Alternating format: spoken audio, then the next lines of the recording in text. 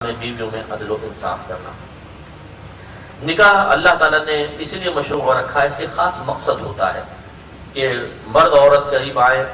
اللہ نے ایک تقاضائے نفسانی اندر رکھا ہے، وہ یقینی سی بات ہے کہ تعلق سے ہی ختم ہو سکتا ہے، اور وہ رکھا بھی اسی لیے اگر وہ نہ ہوتا تو پھر رغبت نہ ہوتی تو ہم نکاح نہ کرتے تو توالد تناسل نہ ہوتا، بچے پیدا نہ ہوتے، اور بچے پیدا نہ ہوتے تو نسل قیامت تک نہ چلتی۔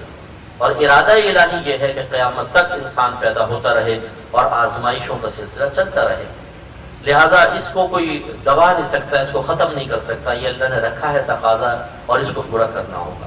اب یہ دو طریقے سے ہو سکتا ہے، حلال سے یا حرام سے۔ حرام سے تو یہ ہے کسی بھی اجنبی عورت کے ساتھ آدمی معاملات کرے یا کوئی بھی غلط آدمی طریقہ اختیار کر لے، اور حلال جو طریقے ہیں وہ شادی کر لے باقاعدہ، یا کنیز کا معاملہ رکھا ہے جو اب ختم ہو گیا۔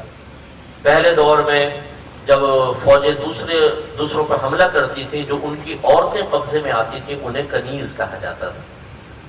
وہ اگر مسلمان ڈائریکٹ حملہ کر کے ان کے قبضے میں آتی تھیں تو پھر حاکم اسلام تقسیم کرتے تھے، سرکار نے بھی تقسیم فرمائی ہے۔ جس کے قبضے میں یہ آتی تھیں وہ آقا ہوتا تھا، اور یہ کنیز یا لونڈی کہلاتی تھی، اور شرعی لحاظ سے آقا اپنی لونڈی سے نکاح نہیں کر سکتا، بغیر نکاح کے تعلق جسمانی قائم کرے گا، اور یہ بالکل طیب اور حلال ہوگا، اور جو بچہ پیدا ہوگا اس کا نسب آقا سے ثابت ہوگا۔ اب یہ اللہ کا حکم ہے، اجازت ہے، اللہ کی تھی اجازت۔ اور یا پھر کسی اور نے کنیز جسے بنائی پھر اس نے بیچ دی بازار میں، کوئی خرید کر لے آیا اس کو، تو اس سے تعلق جسمانی قائم کرنا بالکل جائز تھا، اور اس سے جو بچے پیدا ہوتا تھا وہ بچے کا نسب اس سے ثابت ہوگا، اور وہ عورت ام ولد کہلاتی تھی، یعنی بچے کی ماں۔ لیکن یہ مخصوص ٹرم ہے، اب جب یہ آقا اگر فوت ہو جائے تو پھر وہ کنیز خود بخود ہی آزاد ہو جائے گی، ام ولد آزاد ہو جاتی ہے۔ بی بی ماریہ قبطیہ رضی اللہ تعالی عنہا میرے آقا صلی اللہ علیہ وسلم کی اسی طرح آپ کو تحفے میں پیش کی گئی تھی، آپ نے رکھا تھا ان کو، اور ان سے جب آپ کی اولاد پیدا ہوئی تو سرکار نے ارشاد فرمایا تھا کہ اس بچے نے ماں کو ام ولد بنا دیا ہے۔ تو یہ اب کنیز کا دور ختم ہو گیا، اب ہے صرف شادی کا دور، شادی ہو سکتی ہے، اب دوسرا نہیں ہے۔ تیسرا ایک اور بھی تھا، وہ متعہ تھا۔ شروع اسلام میں نبی کریم صلی اللہ علیہ وسلم جب صحابہ کرام کو لے کر سفر پر تشریف لے جاتے تھے تو 2 مہینے، 3 مہینے، 4 مہینے گھر سے دور رہنا بسا اوقات پڑتا تھا، اور شادی شدہ لوگ ہوتے تھے، اور تقاضائے نفسانی بھی سب کے ساتھ ہوتا تھا۔ اور میرے آقا صلی اللہ علیہ وسلم ایک بہترین لیڈر تھے۔ بہترین لیڈر وہی ہوتا ہے جو اپنے متبعین کی ہر کیفیت پر نظر رکھے، وہ ان کی مینٹلٹی دیکھے، وہ ان طبعی تقاضوں کو دیکھے، وہ ان کی کمزوریوں کو دیکھے، وہ ان کی ضرورتوں کو اپنے پیش نظر رکھے۔ یہ الگ بات ہے کہ وہ ڈسکس کرے یا نہ کرے، لیکن ایک چیز ان کی نگاہوں میں ہونی چاہیے، وہ ہوتا ہے اچھا لیڈر۔ تو میرے آقا صلی اللہ علیہ وسلم بھی یہ چیز ملاحظہ فرماتے تھے، آپ جانتے تھے۔ تو پھر جب یہ تقاضائے نفسانی کے معاملات سامنے آنا شروع ہوئے تو سرکار نے اجازت مرحمت فرمائی کہ تم کسی بھی عورت سے وقتی طور پر نکاح کر لو۔ تو مال کے بدلے میں وقتی طور پر نکاح کرنا یہ متعہ کہلاتا ہے۔ یہ شروع اسلام میں جائز تھا، 1 مہینے کے لیے نکاح، 2 مہینے کے لیے، 3 مہینے کے لیے۔ پھر سرکار نے اس کو منع فرمایا، پھر بعد میں دوبارہ اجازت دے دی۔ پھر جب غزوہ خیبر ہوا اس کے بعد سرکار نے فرمایا اب قیامت تک کے لیے متعہ منع ہے۔ تو ہمارے نزدیک یہ منسوخ ہے، اہل تشیع کے نزدیک اب بھی جائز ہے، ہمارے نزدیک یہ منسوخ ہے، ہمارے دلائل کے مطابق اہل سنت اس کو منع کرتے ہیں۔ تو اس سے یہ معلوم ہوا کہ بعض ایسے نوجوان ہوتے ہیں جو باہر ملکوں میں جاتے ہیں اور وہ پیپر میرج کرتے ہیں۔ اس کے 2 طریقے ہوتے ہیں، ایک تو صرف اونلی پیپر تیار کرنے ہوتے ہیں جو دھوکہ اور فراڈ ہے، باقی کچھ بھی نہیں ہوتا۔ وہاں کی عورت سے کہتے ہیں تم میرے ساتھ نکاح کرو، نکاح کیا مطلب اپنی بیوی ہونا شو کر دو۔ وہ باقاعدہ پیپر بھرتے ہیں، اس کے بعد وہ عورت اپنے پیسے لیتی ہے، وہ اپنے اس میں، اور یہ اپنے راہ پہ نکل گئے۔ یہ ایک تو ہوتا ہے، اور ایک باقاعدہ ایسا ہوتا ہے کہ اس میں وہ اپنے آپ کو ظاہر کرتے ہیں میاں بیوی اور ساتھ رہتے بھی ہیں۔ جہاں انکوائری کے معاملات ہوتے ہیں تو مجھے ایسی کسی نے UK میں بتایا کہ وہ آیا اور اس نے کورین کوئی تھی خاتون اور اس سے نکاح، ایسی بس وہ نکاح کیا ہے، وہ مشرکہ عورت اور وہ ساتھ رہ رہے۔ تو یہ جو چیز ہے یہ بالکل غلط ہے، اب یہ ہمارے مذہب اسلام کا حصہ نہیں ہے، اس سے اجتناب کرنا ہوگا۔ تو اس لیے متعہ منع ہو گیا۔ اسی طرح ایک نکاح مؤقت ہوتا ہے جس میں پیسہ نہیں ہے، لیکن کوئی کسی عورت سے کہے دیکھو میں یہاں پر، فرض کر لے کوئی باہر گیا، اس نے کہا دیکھو میں یہاں 6 مہینے اسٹے کروں گا، 6 مہینے کے لیے ہم شادی کر لیتے ہیں، پھر میں تمہیں چھوڑ کے چلا جاؤں گا۔ اتنے عرصے تم میرے ساتھ رہو، تمہارا کھانا پینا اٹھاؤں گا، سب کچھ تمہیں لباس دوں گا، تمہیں رہائش دوں گا، تمہیں شاپنگ کراؤں گا.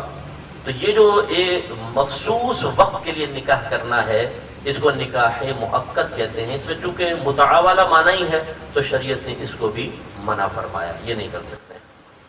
تو اب نکاح جو ہے یہ بہت اچھی چیز ہے، اس میں تاخیر نہیں کرنی چاہیے. نکاح بس میں آخر میں ختم کر رہا ہوں کہ نکاح کی 5 شرعی حیثیتیں ہوتی ہیں. کبھی تو یہ حرام ہوتا ہے، حرام، کبھی مکروہ تحریمی، کبھی یہ سنت موقدہ، کبھی یہ واجب اور کبھی فرض. یہ اس کے 5 درجے ہوتے ہیں. اگر تو کوئی شخص ایسا ہے جو نان نفقہ رکھتا ہے، بیوی کا خرچہ اٹھا سکتا ہے، حقوق زوجیت بھی ادا کر سکتا ہے، اور اسے یقین ہے کہ اب نکاح نہیں کروں گا تو میں لازم زنا میں مبتلا ہو جاؤں گا، ایسے معاملات ہو گئے، کوئی عورت سے دوستی ہو گئی ہے اور وہ ملاقات کے بارے میں باتیں شروع ہو گئی ہیں اور یہ نکاح اس کا نہیں ہے، اب اس کو یقین ہے اگر کچھ اور عرصے ہوا تو میں اپنے نفس کو قابو میں نہیں رکھ سکوں گا اور زنا ہی متحقق ہو جائے گا، تو اس پہ نکاح کرنا فرض ہوتا ہے. اور اگر نان نفقے پہ قدرت رکھتا ہے، حقوق زوجیت بھی ادا کر سکتا ہے، لیکن زنا میں مبتلا ہونے کا یقین نہیں ہے، صرف خوف ہے، یار ابھی تو نہیں ہے لیکن ہو سکتا ہے آگے چل کر ایسا ہو جائے، فیس بک کے اوپر دوستی ہو گئی ہے، ویسے ہی باہر کے ملک میں یا آفس میں بعض اوقات لڑکیاں بھی ساتھ میں کام کرتی ہیں اور ایسی صورت میں نکاح بچانا مشکل ہو جاتا ہے، اور آہستہ آہستہ میلان ہو رہا ہے. اور گمان یہ ہے کہ یہ لڑکیاں اس قسم کی ہیں کہ کچھ ہی عرصے میں اگر ان کو تھوڑا بھی پیسہ دیا جائے تو ہر کام کے لیے تیار ہو جائیں، تو اب واجب ہوگا کہ یہ نکاح کریں، کیونکہ اب یقین تو نہیں لیکن شبہ تو ضرور ہے. تیسری ہے نارمل حالت، نان نفقے پہ قدرت ہے، حقوق زوجیت ادا کر سکتا ہے اور طبیعت بالکل نارمل ہے، کسی گناہ کی طرف میلان نہیں. یہ سنت موقدہ ہے، یعنی اس حالت میں نکاح کرنا.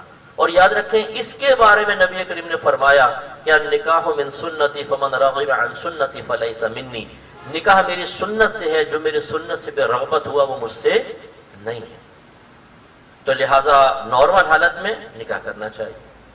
اب جو حرام اور مکروہ تحریمی کی صورت ہے وہ یہ ہے کہ آدمی نان نفقے پہ قادر نہیں، حقوق زوجیت ادا نہیں کر سکتا، اس کو نہیں کر سکتا ہوں، کوئی کماتا دھماتا نہیں ہے، اور اس کو میڈیکلی طور پہ ایسی پرابلم ہے، کچھ اس نے ٹیسٹ وغیرہ کروائے یا کسی طرح پتا ہے کہ وہ حقوق زوجیت ادا نہیں کر سکتا، اس کے لیے نکاح کرنا حرام ہے. اور اگر یقین نہیں ہے، صرف شبہ ہے، مثلا اس کا کام ایسا ہے کہ ہوائی روزی ہے، جیسے پراپرٹی ایجنٹ وغیرہ ہوتے ہیں، کوئی لگ گیا تو لگ گیا، نہیں تو کئی کئی مہینے تک کام نہیں چلتا، ایسے ہی مطلب ڈیلی ویجز پہ کام کرتے ہیں، کبھی لگ گیا کام تو ٹھیک ہے مل گیا، ورنہ بعد اوقات چھٹی بھی ہو گئی. اب اس کو شبہ ہے کہ میں نان نفقہ دے سکوں گا یا نہیں دے سکوں گا. اور اسی طرح حقوق زوجیت کی ادائیگی کے سلسلے میں بعض لوگ مطلب اس طرح محسوس کر رہے ہیں کہ میں نہیں ادا کر سکتا ہوں، شک و شبہ ہے، تو پھر یہ نکاح کرنا مکروہ تحریمی ہوتا ہے، یعنی حرام کے نزدیک ہوتا ہے. تو اس کا مطلب یہ ہوا کہ جب انسان نارمل حالت میں ہے تو اور وہ نان نفقے پہ قادر ہے، حقوق زوجیت پہ ادا کر سکتا ہے، تو نکاح میں ہرگز دیر نہیں کرنی چاہیے. بعض لوگ پوچھتے ہیں مفتی صاحب بچوں کی کس عمر میں شادی کرنی چاہیے؟ بالغ ہو جائیں اور یہ تمام شرائط پائے جائیں تو پھر نکاح میں بالکل دیر نہیں کرنی چاہیے. یہ توریت کے اندر حکم لکھا ہے اور ہماری شریعت نے اس کو باقی رکھا کہ اگر لڑکی بالغ ہو جانے کے بعد ماں باپ اس کی شادی میں تاخیر کریں اور وہ کوئی گناہ کر بیٹھے تو اس کا وبال ماں باپ کے اوپر ہوگا. یعنی یہ نہیں کہ وہ لڑکی بری ذمہ ہے، لڑکی بھی ہے، لیکن اشارہ فرمایا کہ ماں باپ پر وبال ہوگا. اور اسی طرح لڑکے کا معاملہ ہے. تو ہمارے ہاں بعض اوقات اب یہ مسائل ایسے ہوتے ہیں کہ سب کچھ ہے لیکن کہیں گے پہلے بہنوں کی شادی ہوگی پھر تمہاری ہوگی. اب یہ کوئی قاعدہ قانون نہیں ہے. لڑکا جوان ہے بالکل، شادی اس کے اپنے تقاضے ہیں، سب کچھ ہے، لیکن بہنیں جی 2 ہیں 3 ہیں، پہلے ان کی شادی ہوگی پھر وہ بعد اوقات لڑکا بیچارہ اوور ایج ہو جاتا ہے. اس میں ماں باپ کو خوف یہ ہوتا ہے کہ شادی کر دیں گے تو پھر بہنوں کی شادی کیسے ہوگی. لیکن اس نوجوان کے بھی جذبات اور احساسات کو تو خیال کرنا چاہیے. اس طرح بعض ہوتے ہیں جن کے خاندانوں میں طریقہ یہ ہوتا ہے جی ہم 27-28 سال میں جا کے شادی کرتے ہیں، اس سے پہلے نہیں. بچے بیچارے جوان ہیں، وہ شادی کے منتظر ہیں، لیکن ہمارے خاندان میں ایک سوئی اٹکی ہوئی 28 سال کے اوپر جا کے. اچھا بعض نوجوان بھی ایسے ہوتے ہیں لڑکوں کے ساتھ گھومنا پھرنا، یا کھا رہے ہیں وہاں کھا رہے ہیں وہاں جا رہے ہیں.